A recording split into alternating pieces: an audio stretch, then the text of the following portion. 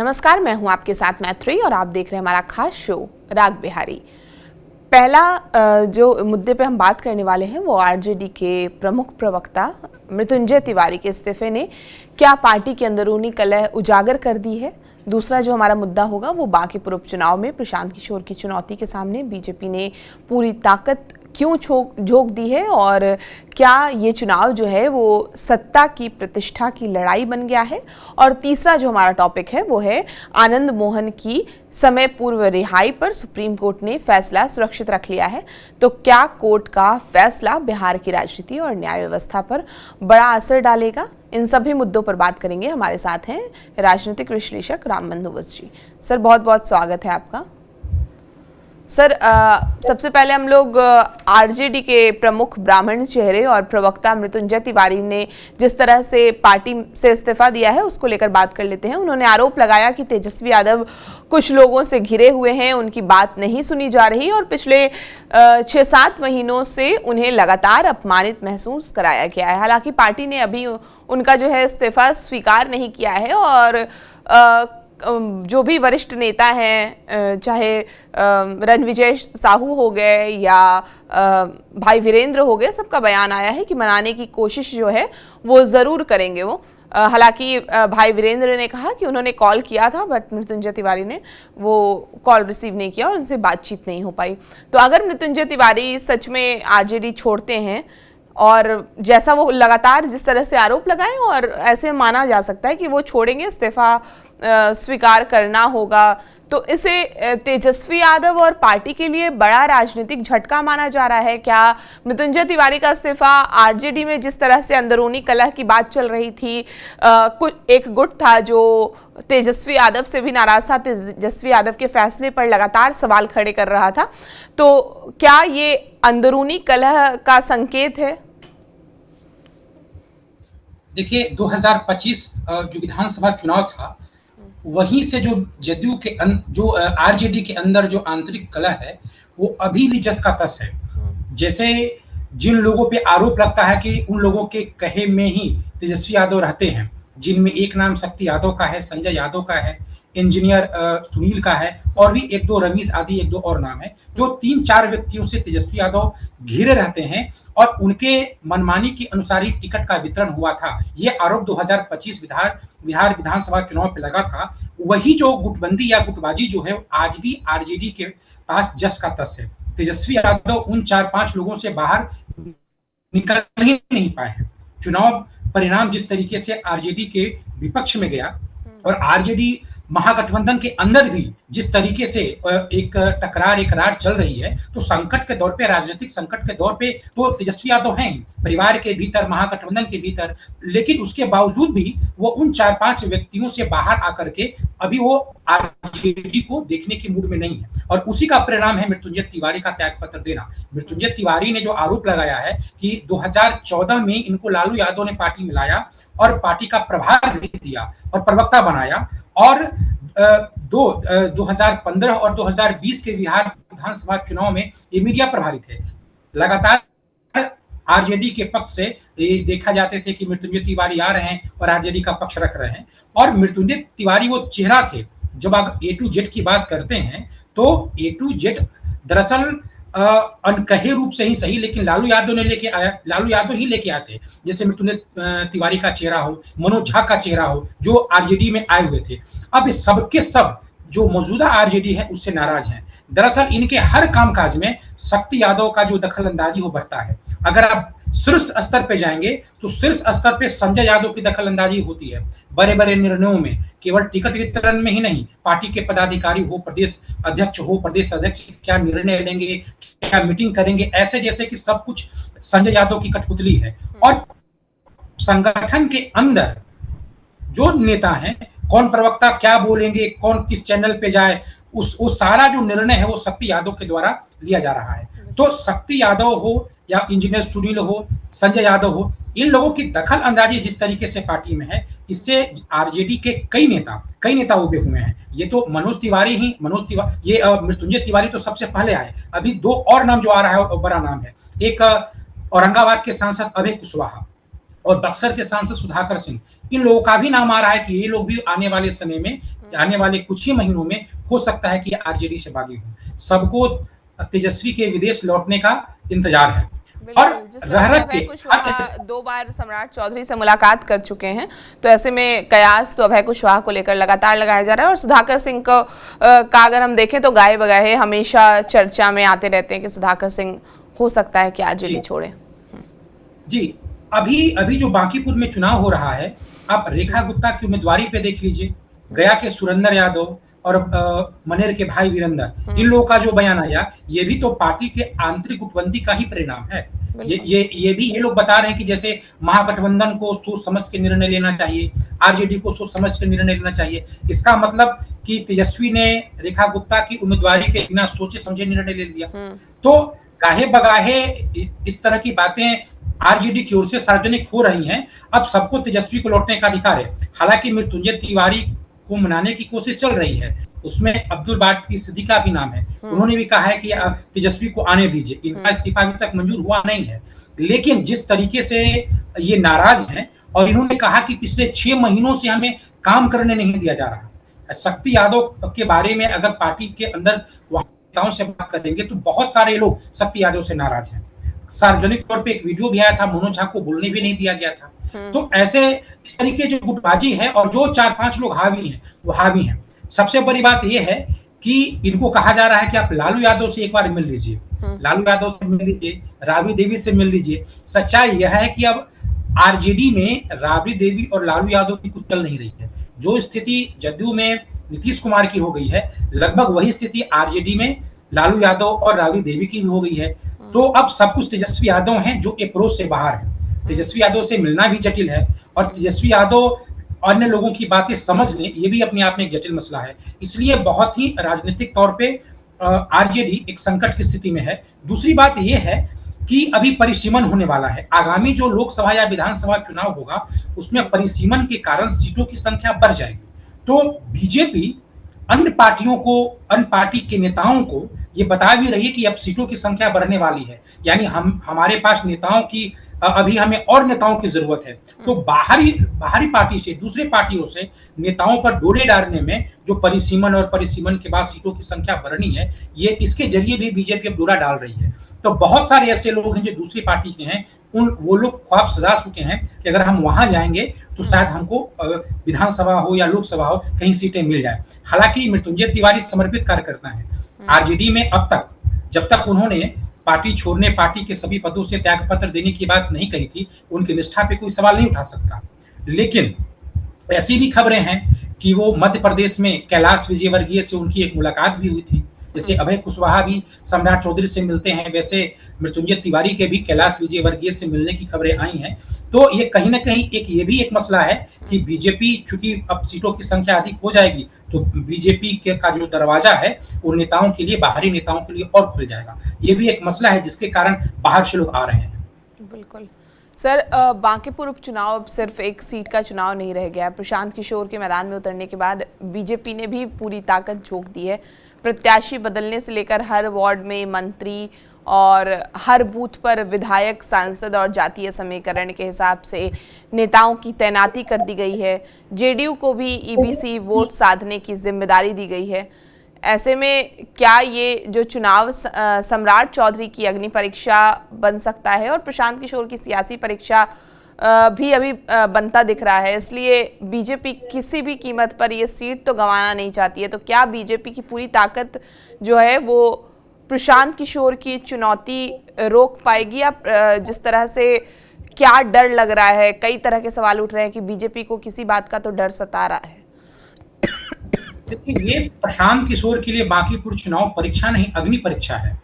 उन्होंने अपनी पूरी ताकत, या कहिए कि अपना सब कुछ, जन सुराज का जो सब कुछ, वो बांकीपुर चुनाव में झोंक दिया है जब प्रशांत किशोर खुद ही मैदान में उतर गए हैं। तो इसके परिणाम से निश्चित तौर पे आने वाले समय में जन स्वराज का मूल्यांकन किया जाएगा।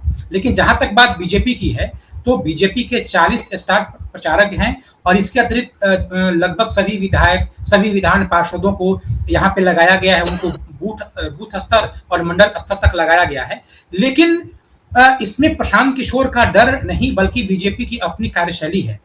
अब कोई भी चुनाव हो, कोई भी चुनाव हो या कोई भी उपचुनाव हो, उसमें बीजेपी अपनी सभी नेताओं को, सभी मंत्रियों को बूथों तक, कस्बों तक, गलियों तक जाने के लिए उनको इस तरह की ड्यूटी दी जाती है। तो उसी की एक कड़ी है। दूसरी बात है कि जो 40 स्टार प्रचारक आए हैं, इनमें इनमें ज्यादातर सवर्ण, बीजेपी के सवर्ण नेता हैं। तो ऐसा माना जाता है कि प्रशांत की ओर से जो बीजेपी पे जो आरोप लगाया जाता है सम्राट चौधरी को लेकर के, और साथ ही साथ भरत तिवारी इनकाउंटर को लेकर के, तो वो मसला कहीं ना कहीं बीजेपी उससे निपटने के लिए अपने सवर्ण नेताओं की एक फौज तैयार कर दी है, ताकि वो जाएं और लोगों को एक जो सवर्ण नेता जाएगा तो सवर्ण वोट बैंक को उत्साहित कर पाएगा।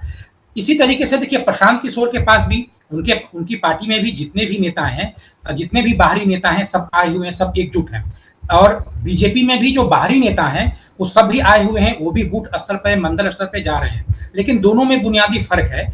जो भी नेता जा रहे हैं वो अपने जातिगत समीकरण के अनुसार जो मतदाता हैं उनको उत्साहित कर रहे हैं। उनका मतदाता वर्ग एक बना हुआ है, सिर्फ उनको उत्साहित करना है। और जिस तरीके का जो भरत तिवारी को लेकर के जो निराशा मतदाताओं में है, उनको खत्म करना है। लेकिन एक बात और है, सवाल इस बात का है कि क्या वाकई में बीजेपी जन सुराज या प्रशांत किशोर से डरी है? नामांकन के दिन जो जन सैलाब उमड़ा, या जो यहाँ की मीडिया में जिस तरीके से प्रशांत किशोर के नैरेटिव को लेकर के जो दिखाया जा रहा है, बीजेपी कहीं ना कहीं चिंतित तो जरूर है। डरे या न डरे, चिंतित तो जरूर है। क्योंकि मतदान के ठीक कुछ दिन पहले जिस तरीके से जन सुराज के नेताओं को तोड़ करके बीजेपी ला रही है, उससे तो ऐसा ही दिखता है कि वो जन सुराज के प्रति अटेंशन में है, जन सुराज को गंभीरता से ले रही है। वरना जो पार्टी जिसके सभी उम्मीदवार अभी कुछ ही महीने पूर्व अपनी जमानत भी नहीं बचा पाए, जिनके 68 प्रत्याशियों का जो वोट आया है वो नोटा से कम आया हो, ऐसे पार्टी के नेताओं को तोड़ करके बीजेपी क्या हासिल करना चाहती है?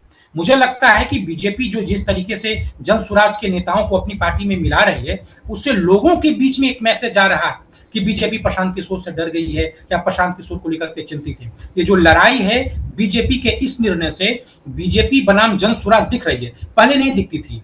अगर जो पार्टी की जमानत जब्त हो गई है, जिसको लेकर के आपके मन में कोई चिंता नहीं है, उसको तो इग्नोर करने की जरूरत थी। बीजेपी, देखिए, जो लड़ाई है वो लड़ाई अगर जातिगत समीकरण की ओर जितना झुकाव रहेगा, बीजेपी की उतनी बड़ी जीत होगी और जन सुराज की उतनी बड़ी हार होगी।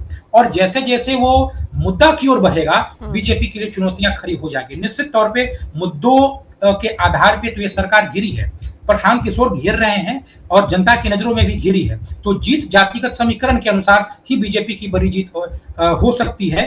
तो और अगर ये जो लड़ाई है बीजेपी बनाम आरजेडी हो, तो बीजेपी को बड़ी जीत होगी। अगर बीच में जन सुराज आती है तो बीजेपी की हानि है। जहां तक मेरी समझ है, जिस तरीके से जन सुराज के नेताओं को बीजेपी में लाया जा रहा है, आम लोगों को यही लग रहा है कि शायद बीजेपी से ये सरकार, जो ये जन सुराज से बीजेपी जो है वो डरी हुई है, प्रशांत किशोर से डरी हुई है। तो एक मैसेज जा रहा है। अब हालांकि कुछ आरजेडी के भी लोग भी आएंगे। आरजेडी के लोग जो अभय कुशवाहा हैं, सुधाकर सिंह है, अब इन लोगों का भी देखिए कब आते हैं। अब मृत्युंजय तिवारी की भी घटना है। अब अगर दूसरी पार्टियों से भी कुछ लोग बीजेपी में आते हैं तो आम लोगों पे एक मनोवैज्ञानिक प्रभाव तो पड़ता ही है। बीजेपी की जो एक सशक्त छवि है, या ये छवि की हर हाल में जीत जाती है, वो एक छवि है। तो उसके कारण आज भी बांकीपुर में बीजेपी का जो पलड़ा है वही भारी है। लेकिन इससे पहले प्रशांत किशोर गुमनाम थे आम लोगों की नजर में। बहुत सारे लोगों को लगता था कि प्रशांत किशोर बाहरी उम्मीदवार हैं, बांकीपुर के उम्मीदवार भी नहीं है, या इनमें ज्यादातर बाहर के लोग हैं। इनके जो लोग डोर टू डोर जा रहे हैं उनमें बाहरी कार्यकर्ता हैं, स्थानीय लोगों की कमी है प्रशांत किशोर की टीम में। लेकिन उन सभी कमियों पे एक लिपापोती हो गई जैसे ही लोगों के पास एक मैसेज गया कि जन सुराज के लोग अब बीजेपी में आ रहे हैं। तो मुझे लगता है कि बीजेपी की एक गलती है, एक चूक है बीजेपी की ओर से हुई है। फिर भी जातिगत समीकरण के अनुसार आज भी बीजेपी का जो पक्ष है वो भारी है। और चुनाव के दिन तक अगर जातिगत समीकरण हावी रहा तो निश्चित तौर पे बीजेपी बड़े अंतरों के साथ जीतेगी और जन सुराज संभवतः तीसरे नंबर पे चली जाएगी। अब इसमें एक चुनौती ये है कि जो जदयू का जो मूल जनाधार है, जो अति पिछड़ा समाज है, वो कहीं खिसके ना, मतलब वो आरजेडी में ना जाए। चूंकि उनके वेस्ट उम्मीदवार रेखा गुप्ता हैं, तो इसके लिए भी जदयू की ओर से भी एक स्टार प्रचारकों की सूची जारी हुई है। वो भी जा रहे हैं, वो भी घूम रहे हैं। और एनडीए नेताओं की एक सामूहिक बैठक भी हुई है, सम्राट चौधरी के यहाँ भी, नितिन नवीन के साथ भी हुई है। तो एक एनडीए खासकर बीजेपी जदयू की जो एकता है, ये तो बीजेपी देने का प्रयास कर रही है। जदयू के नेता घूमेंगे तो उससे भी एक मैसेज जाएगा। तो अगर वो जो अति पिछड़े जो वोट बैंक हैं, उनका विश्वास अगर अंत अंत तक बीजेपी जीतती रहेगी तो निश्चित तौर पे बड़े अंतर के साथ बीजेपी जीतेगी।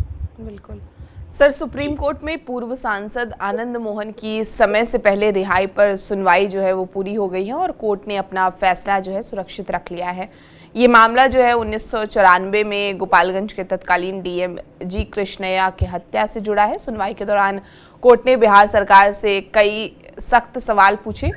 कोर्ट ने यह भी कहा कि ड्यूटी पर तैनात एक अफसर की हत्या को रेयरेस्ट ऑफ रेयर क्यों नहीं माना जाए। साथ ही पेरोल और सजा माफी बोर्ड की प्रक्रिया पर भी जवाब मांगा गया है। अब सबकी जो नज़र है वो सुप्रीम कोर्ट के फैसले पर है। तो क्या आनंद मोहन की समय पूर्व रिहाई सही थी या सुप्रीम कोर्ट को इसे रद्द कर देना चाहिए? क्या है पूरा मामला और कैसे ये आगे कार्रवाई चल रही है?